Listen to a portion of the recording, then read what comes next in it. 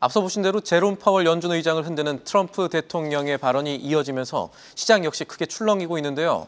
뉴욕 현지 연결을 자세히 짚어보겠습니다. 김종학 특파원, 파월 연준 의장이 실제 해임될 가능성이 있는지, 파장은 어느 정도인지 월가에서는 어떻게 보고 있습니까? 네, 도널드 트럼프 대통령이 행정명령을 동원한 무역정책의 충격을 줄이기 위해 연방준비제도가 즉시 기준금리를 낮춰야 한다고 주장하고 나섰습니다. 트럼프 대통령은 자신의 소셜미디어 트루스 소셜을 통해 파월은 항상 너무 늦다, 미스터 투 레이트라고 비난하면서 많은 사람들이 선제적인 금리 인하를 요구하고 있다고 설명을 했습니다. 트럼프 대통령은 관세 발효 이전에 나온 3월의 소비자 물가지수 등을 근거로 들어 인플레이션 지표가 낮아지고 있다고 주장하고 있습니다. 트럼프는 에너지 비용이 크게 낮아졌고 식품 가격도 내렸다면서 예상대로 매우 깔끔한 인플레이션 하락 추세에 있다고 주장을 하고 있습니다.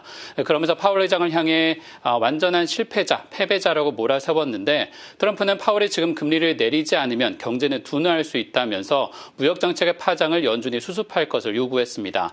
하지만 파월은 지난주 시카고 경제클럽에서 한 대담에서 중앙은행의 독립성을 거듭 강조하고 있습니다. 파월 의장은 당시 발언에서 미국의 경제 여건은 여전히 안정적이고 연준은 기다릴 여유가 충분하다는 입장도 반복해 내놨습니다.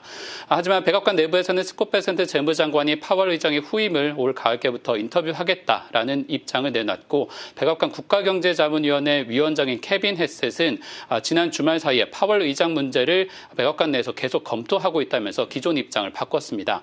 금리를 내리지 않으면 연준을 흔들 수 있다는 뜻을 계속 밝히고 있는 트럼프의 이번 발언은 이날 시장에 큰 악재가 됐습니다. 미 국채 10년물이 다시 4.4%로 올라섰고 변동성 지수는 30선을 돌파하면서 위기 징후가 이어지고 있는 겁니다.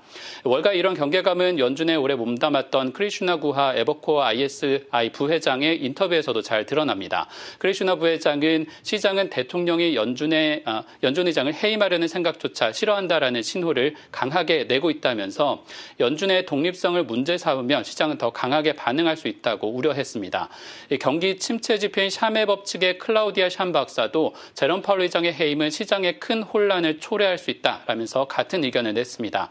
트럼프 행정부의 정책 신뢰도가 관세부가 영향으로 최근 몇 주간 하락했지만 연방준비제도에 대한 신뢰도마저 흔들리게 된다면 달러화 기반 자산들이 한꺼번에 무너지는 충격이 올 수 있다는 겁니다. 크리슈나 부회장은 또한 스콧 베센트 장관 등이 진행하는 그림자 연준 의장 후보를 미리 선정하는 아이디어에 대해서도 덜 위험하지만 그래도 현재 연준 내에서 공석이 없다면서 독립성 문제를 계속 이어갈 수 있다고 지적했습니다.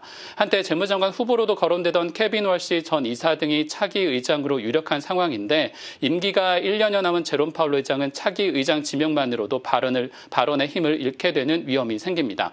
트럼프는 지난 1기 당시에도 자신이 지명한 파월 의장이 금리를 내리지 않자 해임하겠다라는 위험을 했지만 실제 해임까지는 이어지진 않았습니다. 하지만 이번엔 공화당이 지난 선거에서 상하원을 사실상 모두 장악한 데다 관세로 인한 인플레이션 공포가 짙어지는 상황에서 물가에 대한 연준의 통제력을 잃게 된다면 기관과 해외 투자자들의 이탈을 막을 명분이 없어집니다. 트럼프 대통령이 실제 해임을 강행한다 하더라도 미 대법원까지 가야 하는 대결 구도가 불가피한데 이에 대해서 월가는 연준 의장을 제대로 된 절차에 따라 지명한다면 그나마 시장 신뢰를 유지할 수 있다라고 조언하고 있습니다. 지금까지 뉴욕에서 전해드렸습니다.